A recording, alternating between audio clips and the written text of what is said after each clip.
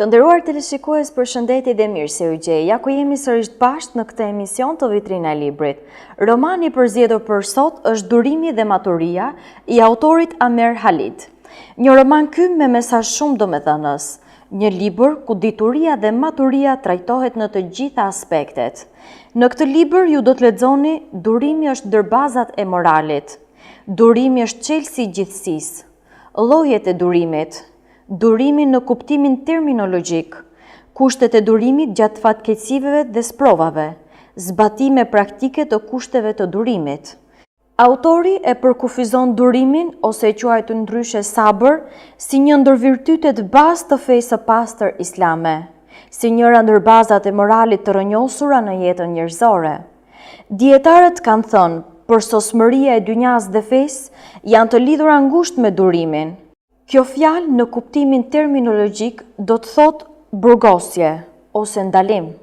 Pra kur thua unë jam durimtar, ti thua se je prangosur, ke ndaluar veten tënde.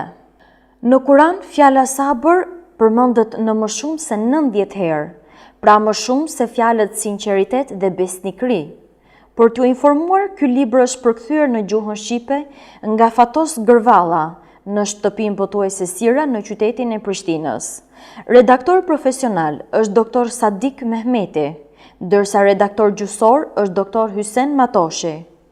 Në lidhje me kopertinën është kujdesur Bashkim Mehani dhe përshtyp e ka përgatitur Fatos Beqiri. Pra, si të bëni durim? Dhe sa vlerë ka kjo?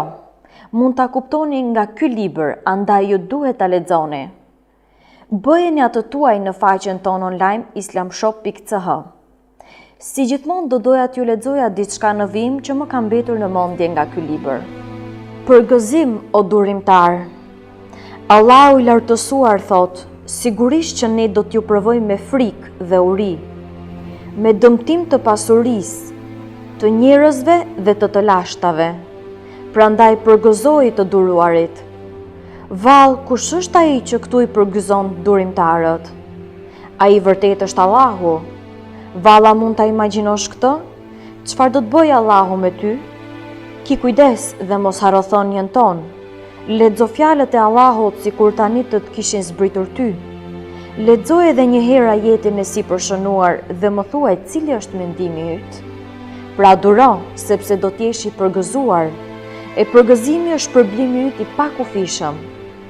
Tani të ftoj nga zemra që të përgatitesh për ajetin në vazhdim dhe të lutem, ki kujdes e mos u bëj i pandjenja ndaj domethënësit të tij. Allahu i lartësuar thot, vetëm ata që janë të durueshëm do të shpërblehen pa mas. Pra, kështu të nderuar teleshikues, kemi mbërritur në fund të këtij emisioni për ditën e sotme. Unë do t'ju falenderoja shumë për vëmendjen tuaj dhe bashkë do takohemi në emisionet e radhës. Libri Durimi dhe Maturia i autorit turk Amer Halid. Mund ta bëni tuaj në faqen tonë online islamshop.ch ose në numrin +41 79 46 95 036.